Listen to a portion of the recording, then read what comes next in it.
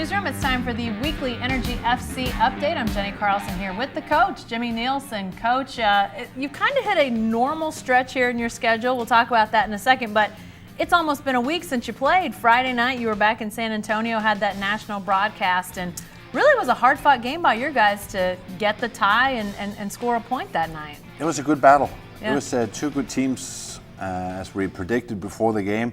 It's going to be a close, intense game.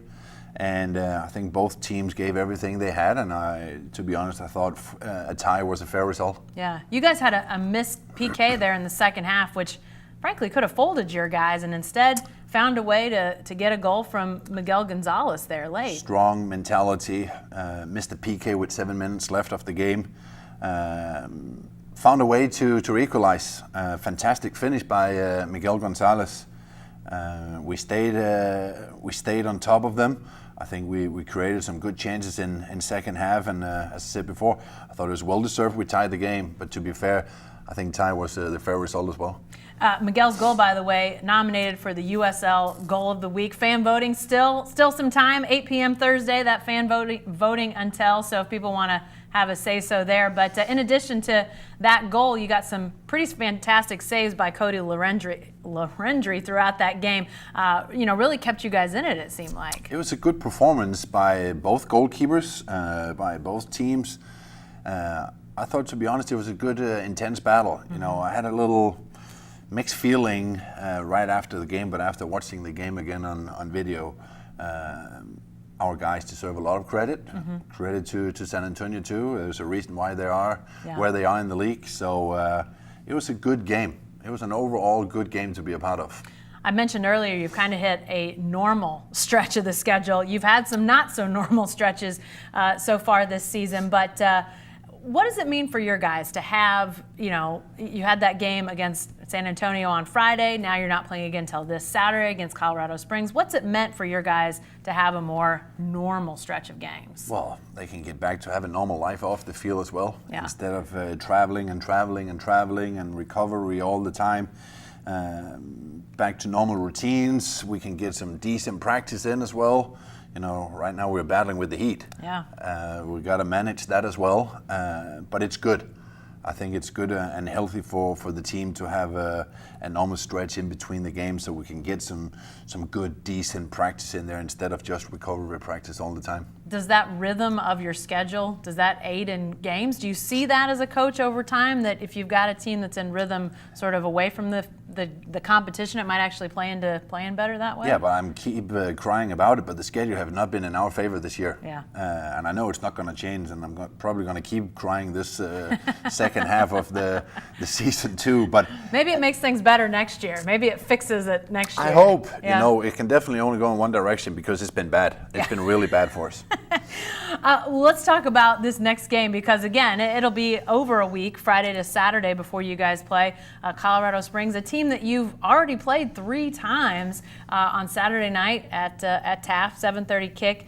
What about getting, as I said, you've played them 3 times and you've had all 3 results, a win, a loss, a tie. What's been the key against these guys? Well, first of all 3 games have been in Colorado. 2 in the league, 1 in the U.S. Open Cup. Where we had to battle with the altitude as well. I thought we played some close, intense games against Colorado in the past. I think the most memorable game in our history probably is the penalty shootout in the playoffs 2 years ago against Colorado. It's always close, intense games. We have built up some good young history with Colorado, and I'm excited for the game. I'm excited to have the opportunity to play Colorado at home this time. And by the way, they're going to have to battle the heat this time around. They have to battle the heat. It's going to be a warm on Saturday, and hopefully we'll be prepared and ready for that as well. Well, before we go, let's talk just a second about the U23s, because they have clinched a spot in the playoffs. PDL playoffs begin this weekend, and your U23s actually have the best record in the Southern Conference, but they have to travel to Mississippi, to Clinton, Mississippi, kind of a centralized tournament, playing quarterfinals. But I mean, do you see that as a good thing? They could, if they had a home with their record home match, but more of a centralized tournament there. It is what it is with with their schedule and they're playing in Mississippi right now, what I want to say is they have done a really good job this season. Again, you know, last year they had a fantastic record. This year, a very good record. Done a fantastic job. I'm excited to see them on the computer tomorrow night. They'll be live streamed from Mississippi. With a little bit of luck, I feel they have a chance to go all the way. Friday night match against FC Miami City at 5, and then win, and they would play on Saturday night in that Southern Conference title match, 7 p.m. start for that match. What's your want to see from them as you observe, obviously from afar, but these are your guys in the pipeline. What do you want to see out of them? Well, the number one priority is develop player to the first team. Second, obviously winning. You know, can you have those things go hand in hand? You have accomplished what you want to, and it seems like they've done a tremendous job this year here.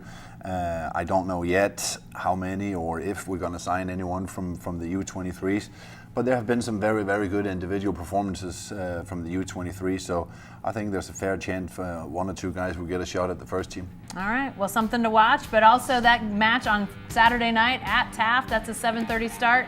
For all the information on game times, ticket information, go to energyfc.com for all of that. Be sure to stay with the best coverage team anywhere at newsok.com and every day. Oklahoma.